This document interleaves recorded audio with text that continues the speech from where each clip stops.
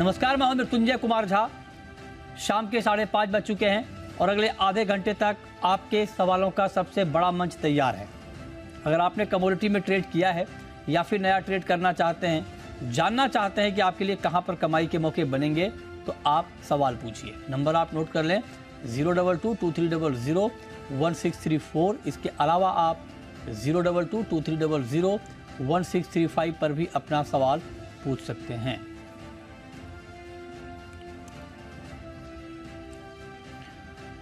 और आज की चर्चा में हमारे साथ मेहमानों का एक खास पैनल है। उनसे हम डिटेल में समझेंगे और जानेंगे कि आगे आपको करना क्या है। हमारे साथ वीरेन वकील हैं पैराडाइम कमोडिटी के, भाविक पटेल हैं ट्रेडबुल्स के, अतुल चतुर्वेदी हैं executive chairman Shri Renuka sugars के। आप सभी का बहुत बहुत स्वागत है। लेकिन सबसे पहले हम बात कर लेते हैं महंगाई की, क्योंकि महंगाई को लेकर सरकार लगातार एक के बाद एक कई कदम उठा रही है और इस दिशा में आगे क्या कुछ नई तैयारी है, इस पर कंज्यूमर अफेयर्स सेक्रेटरी से खास बातचीत की है हमारे संवाददाता अमरीश पांडे ने। आइए आपको सुनाते हैं। महंगाई को नियंत्रित करने के लिए लगातार सरकार काम करे और हमारे साथ खास बातचीत के लिए हैं रोहित सिंह, सचिव हैं उपभोक्ता मामले विभाग के। सर, पहला सवाल ये कि आज जिस तरह का ये इनिशिएटिव लिया गया है, इससे कैसी राहत आप देख रहे हैं और जो रिटेल में जो कीमतें हैं उस पर कब तक असर दिखेगा इसका? देखिए, किसी भी कमोडिटी की हमको उपलब्धता सुनिश्चित करनी है। अब उपलब्धता निजी क्षेत्र के पास जो सामान होता है, कई बार वो जानबूझकर उसको रिलीज़ नहीं करते हैं, होल्ड नहीं करते हैं।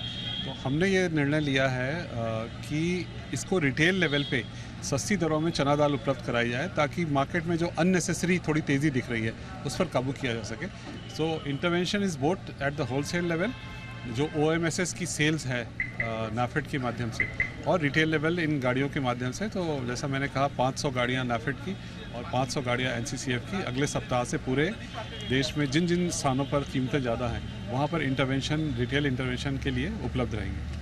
सर, इसके अलावा अगर बात करें दाल की, तो लगातार हम उसके लिए प्रयास कर रहे हैं, बफर स्टॉक से भी कुछ दाल जारी की, लेकिन दालों की कीमत में विशेष कोई अंतर दिख नहीं रहा। इसके पीछे की क्या वजह हो सकती है और आगे क्या स्ट्रेटजी हमारी रहेगी? देखिए, कीमतें डिपेंड करती हैं डिमांड पे, सप्लाई पे और मार्केट के सेंटिमेंट पे। तो जैसा ये आपने भी कहा अभी कि ये त्योहारी सीज़न है, इसमें हमेशा कीमतें प्रतिवर्ष ज़्यादा रहती हैं और कई बार मानसून की खबर आ जाती है कि बरसात कम होगी। तो जो व्यापारियों का एक वर्ग है वो इसी अनुसार अपनी कीमतों को ऊपर नीचे करता है। तो हमारा सरकार में दायित्व है कि इससे अननेसेसरीली कीमतों का जो इकोसिस्टम है उसको इफेक्ट ना होने दिया जाए। सर, कुछ खबरें इस तरह की भी हैं कि चने पर स्टॉक लिमिट जैसी कोई विचार कर सकती है सरकार, इसको लेकर आप कुछ कहेंगे? देखिए, अभी तो ऐसा कोई इरादा नहीं है, लेकिन अगर ऐसी स्थिति बनी कि कोई इसका होर्डिंग कर रहा है या अनावश्यक रूप से फ़ायदा उठा रहा है तो कुछ भी किया जा सकता है। चने की दाल की बिक्री हम ऐसे पैकेट बंद और बैन्स के जरिए कर रहे हैं, क्या बाकी दालों और बाकी कमोडिटीज़ को लेकर भी ऐसा कोई विचार है सरकार में? देखिए, जो उपलब्धता जहाँ भी हमें ऐसा लगेगा कि बाज़ार अनावश्यक रूप से उपलब्धता में बाधक बन रहा है तो हम ज़रूर इंटरवीन करेंगे, चाहे कोई भी कमोडिटी हो। टमाटर में हमने किया, बहुत सफल रहे। प्याज में हम कर रहे हैं, हमारी कीमतों में जो बढ़त हो रही थी उसको अरेस्ट हो गई है अब, होलसेल लेवल पे भी, रिटेल लेवल पे भी। चना दाल में इंटरवीन कर रहे हैं, अगर आवश्यकता हुई तो अन्य दालों में भी इंटरवीन कर सकते हैं। ठीक है, तो ये इन्होंने साफ साफ कहा कि अगर ज़रूरत पड़ी तो चने दाल में भी इंटरवीन कर सकते हैं। चने पर भी सरकार की पूरी नज़र है, खास करके दालों की त्योहारों के दौरान कीमतें ना बढ़े उसको लेकर सरकार बेहद सख्त होती हुई दिख रही है। चलिए आगे बढ़ते हैं। अब बात करते हैं चीनी की। चिंता सिर्फ दाल की नहीं है, चीनी के मोर्चे पर भी देखिए चिंता आने लगी है और खबर आई है कि जो थोक में चीनी के भाव हैं घरेलू मार्केट में वो 6 महीने की ऊंचाई पर पहुंच गए हैं। हालांकि अंतर्राष्ट्रीय बाजार में जिस तरह से दाम बढ़े हैं उसके मुकाबले हमारे यहाँ तेज़ी काफ़ी कम है, 38% कम है, लेकिन फिर भी 6 महीने की ऊंचाई पर पहुँचना एक चिंता की बात तो है ही।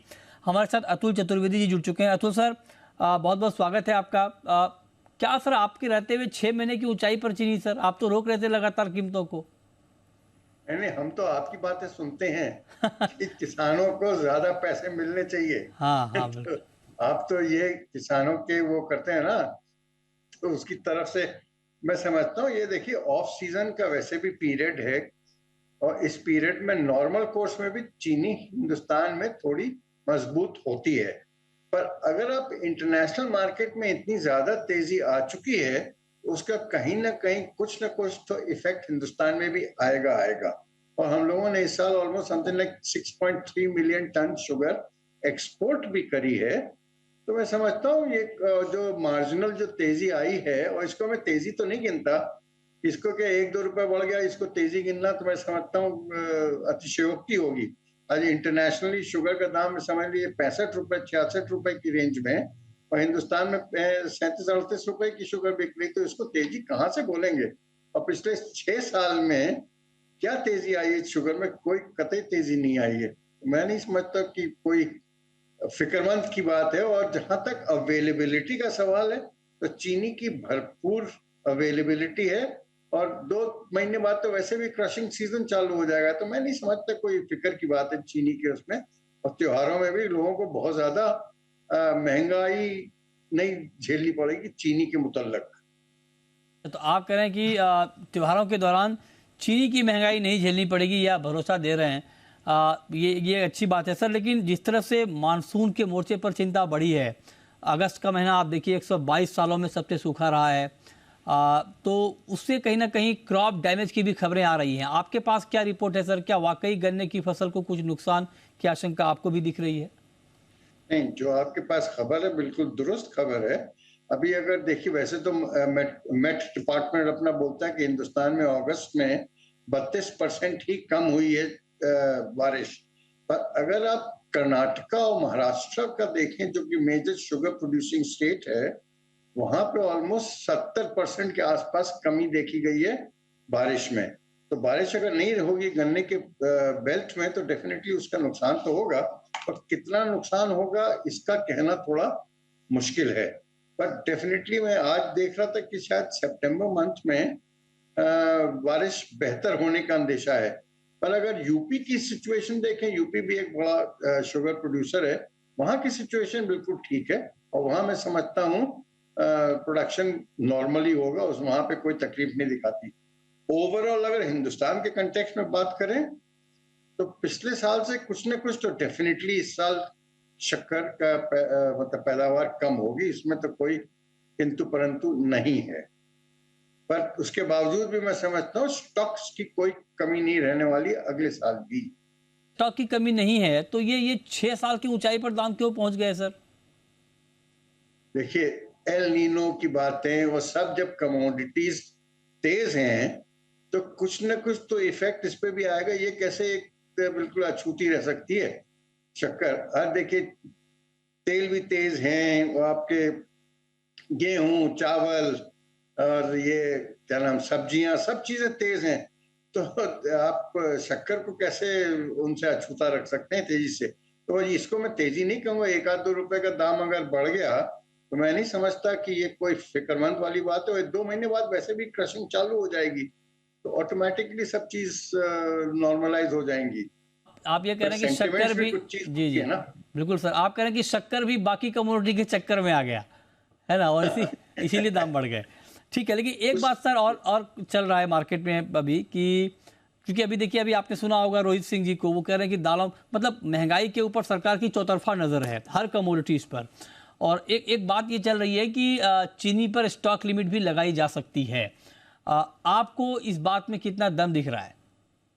नहीं, देखिए, एक बात तो मैं आपके साथ शेयर करना चाहूंगा। चीनी हिंदुस्तान में बहुत ही रेगुलेटेड कमोडिटी है, वरना कोई ऐसी कमोडिटी नहीं हो सकती है कि हिंदुस्तान का दाम हो 37-38 रुपए और दुनिया में चीनी बिक रही हो 65 से 70 रुपए किलो।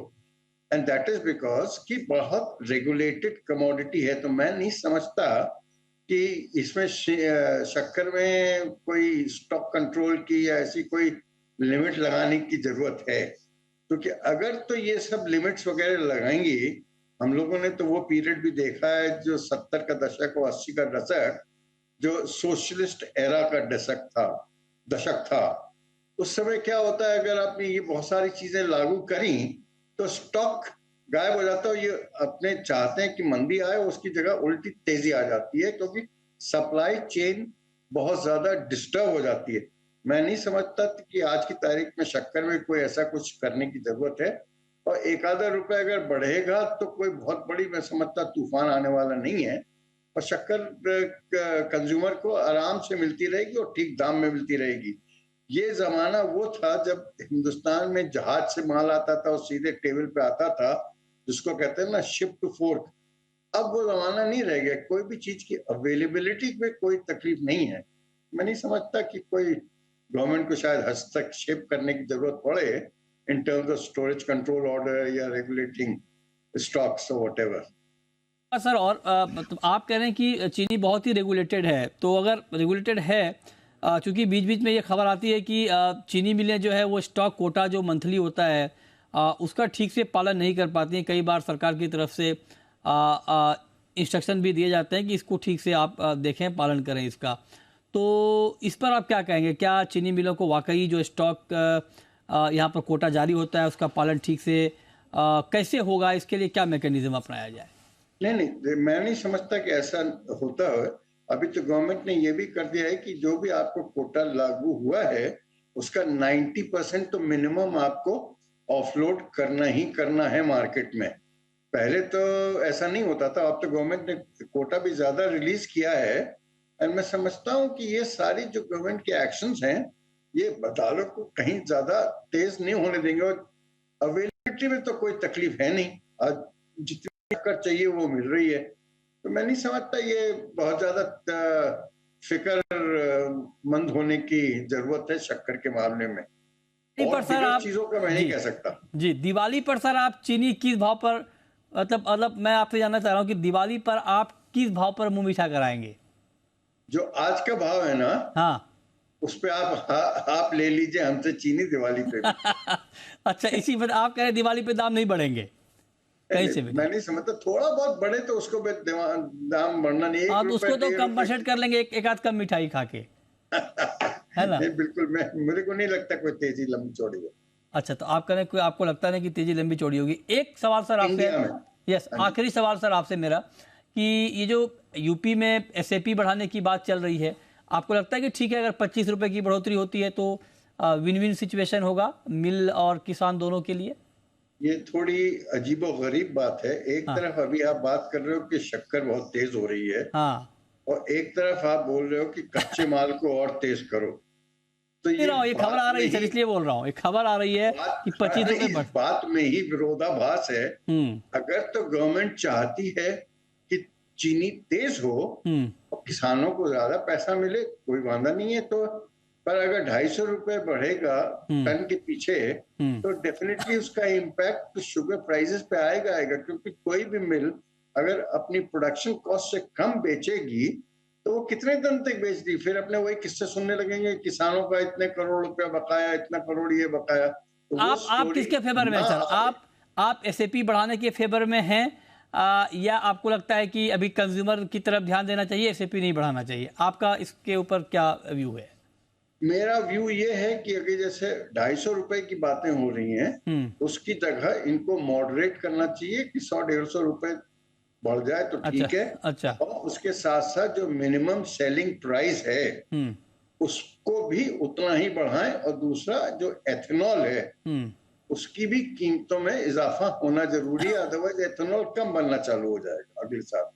अच्छा, ओके, आप कह रहे हैं कि एथेनॉल के दाम भी बढ़ने चाहिए, और ये जो 25 रुपए की बात हो रही है, आप कह रहे हैं कि इसमें कम बढ़ोतरी होनी चाहिए ताकि कंज्यूमर के ऊपर भी ज़्यादा भार ना पड़े। आप कह रहे हैं अगर कंज्यूमर को भी देखना है तो इसकी तरफ आपको देखते हुए एसएपी में कम बढ़ोतरी करनी चाहिए। बहुत शुक्रिया सर आपका हमारे साथ जुड़ने के लिए और चीनी पर डिटेल में बात करने के लिए। चलिए आगे बढ़ते हैं, अब बात करते हैं कि आज के मार्केट में आपको करना क्या है। हमारे साथ मेहमानों का पैनल जुड़ चुका है। मेरा पहला सवाल आपसे होगा बीरेन जी कि आप देखिए कल कच्चे तेल में बड़ी तेज़ी आई क्योंकि सऊदी अरब ने यह ऐलान किया कि दिसंबर तक का जो कोटा है, दिसंबर तक जो है वो क्रूड उत्पादन में 10 लाख बैरल की कटौती होगी। पहले ये सितंबर तक के लिए ही था, इसको बढ़ा दिया गया 3 महीने, और उसका इम्पैक्ट हमने देखा। आज मार्केट थोड़ा सा नीचे आया है, क्या करना चाहिए क्रूड में? ये जो प्रोडक्शन कट है काफ़ी सीरियस है। मीन्स 10 लाख बैरल छोटी बात नहीं होती।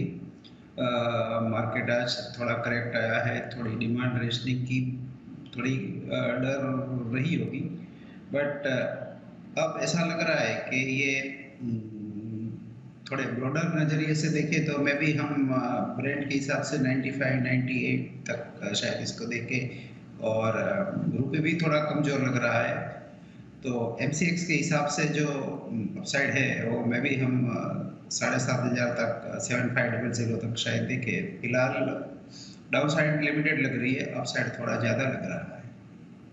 ओके, ठीक है। तो आप करें कि अपसाइड, सर आपका ये जो व्यू है कि अपसाइड ज़्यादा डाउन साइड लिमिटेड, इसको थोड़ा और क्लियर करिए सर, कहाँ तक अपसाइड ऊपर में? इसमें दो चीज़ें है, स्पेशली अफ्रीका में काफ़ी इंस्टेबिलिटी है। कुछ कुछ जगह जो की नेशंस है ऑयल के, वहाँ मिलिट्री कूप जिसको कहते हैं वो हुआ है।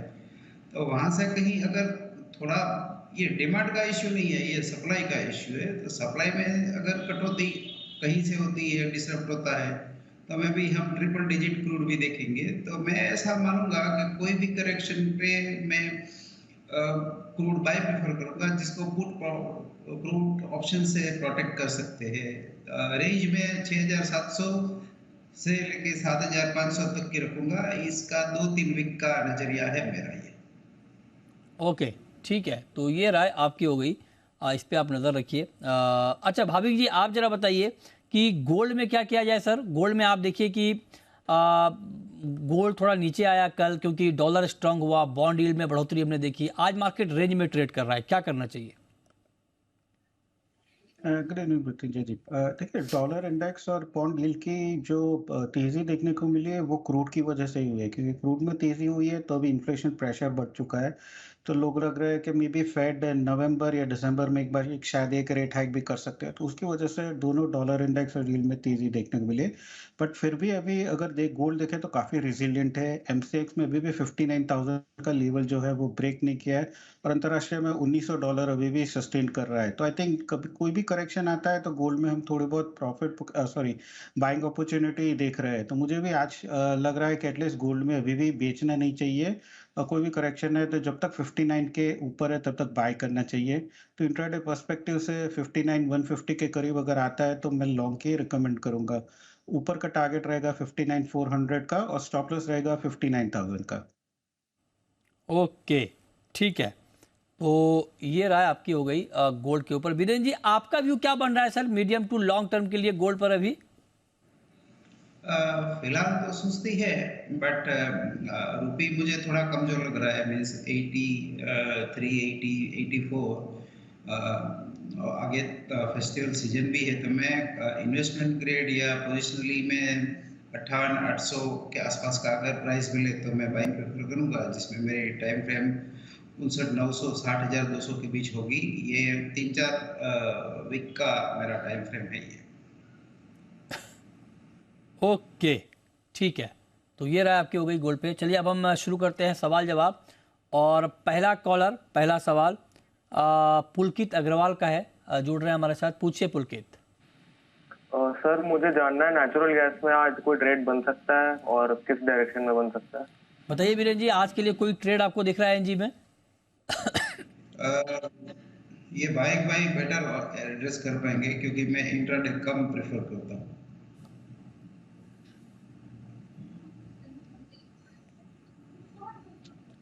जी, नेचुरल गैस में अगर देखें तो कल थोड़ी बिकवाली ज़रूर से हुई थी, क्योंकि जो स्ट्राइक पॉसिबल था ऑस्ट्रेलिया में वो अभी एवर्ट हो गया है। तो उसकी वजह से वापस से हम देख रहे हैं कि थोड़ा सेलिंग प्रेशर है, ऑल्दो अभी सपोर्ट के करीब है। 213 का एक अच्छा सपोर्ट एटलीस्ट इंट्राडे पर्सपेक्टिव। तो मैं बोलूँगा कि यहाँ से 216 अभी चल रहा है, तो 213 के स्टॉप लॉस से बाय कर सकते हैं। टारगेट ऊपर में रख सकते हैं इंट्राडे के लिए 220 का।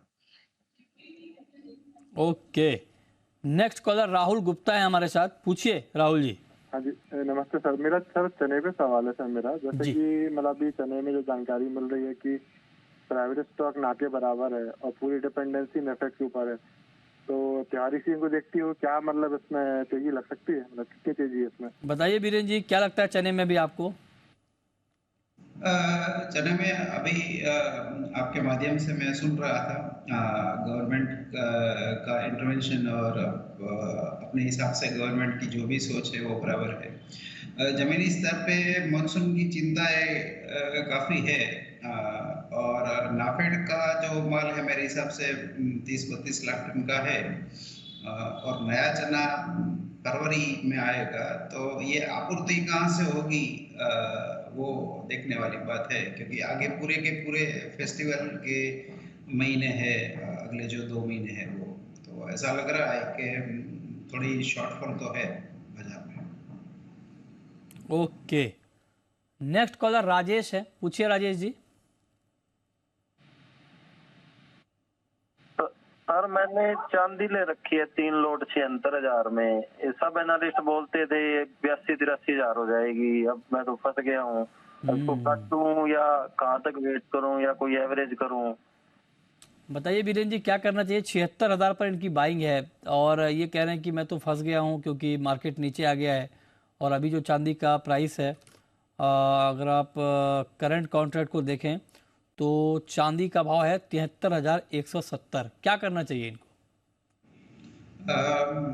अगर डीप पॉकेट्स है तो एवरेज कर सकते हैं, क्योंकि चांदी में रिपीटेटिवली 70 और 78 या कभी कभी 65-75 रिपीटेटिवली आता रहता है। पिछले 3 साल में कम से कम 10 बार आया है दोनों रेट, तो एक हिसाब से ये इंटर सिटी ट्रेन जैसा है। बट दिक्कत अगर है मार्जिन की तो एवरेज नहीं करनी चाहिए। अगला सवाल है चतुर सिंह का, पूछिए सिंह साहब। जी जी जी पूछें। जी, मैं जैसलमेर से हूँ और मेरे पास सर हाजिर हुआ है 60-70 कुंटल। आगे का व्यू कैसा रह सकता है सर? 60-70 क्या करें? 60-70 क्विंटल ग्वार है। आप कब से है ये स्टॉक? ग्वार है, गए साल का है जी। गए पिछले साल का है? जी जी जी जी, अभी बारिश नहीं है, बिल्कुल आंधियां चल रही है। आपकी तरफ बारिश नहीं है अभी ना? बिल्कुल जी जी बिल्कुल, लगभग 1.5 महीना हो गया सर, 1.5 महीना। अच्छा जी, 1.5 महीने से कोई बारिश नहीं है। बताइए वीरेंद्र जी, कह रहे कि जैसलमेर से हैं ये, 1.5 महीने से कोई बारिश नहीं है, 60-70 कुंटल ग्वार का स्टॉक है, रखना चाहिए अभी? उनकी बात सही है, क्योंकि उस बेल्ट जो नॉन इरिगेटेड बेल्ट है वहाँ 40-45 डेज से बिल्कुल बारिश नहीं है। काफी कुछ फसल मेरे हिसाब से डैमेज ऑलरेडी हो चुकी है। अब जो भी बचा है वो इरिगेटेड वाला जो नहरी बेल्ट जिसको बोलते हैं, वहाँ रिकवरी की शायद उम्मीद है, उनको रखना चाहिए। नहीं, ये तो ठीक है सर, करना क्या चाहिए तो बताइए। स्टॉक रखें या निकाल दें? उनको रखना चाहिए माल, क्योंकि इसमें अपसाइड है और जो बैलेंस शीट इसकी काफी टाइट है। तो मैं ऐसा समझता हूँ कि दूसरी चीजों के मुकाबले ये शायद एक ही चीज ऐसी है जो रिलेटिवली अभी भी सस्ती है। ठीक बात है, तो आपको स्टॉक रखने की सलाह दे रहे हैं वीरेंद्र जी। कह रहे हैं कि आगे दाम और बढ़ सकते हैं, तो आप रखे रहें। क्रॉप को बहुत नुकसान की खबरें आ रही हैं। नेक्स्ट कॉलर श्याम है, पूछिए श्याम जी। सर मेरा जवाब आपसे है जी। आप ही बताओगे सर। बोलिए। आपको क्या लग रहा है सर? मैं इनके तो मैं आपका प्रोग्राम हर बार देखता हूँ।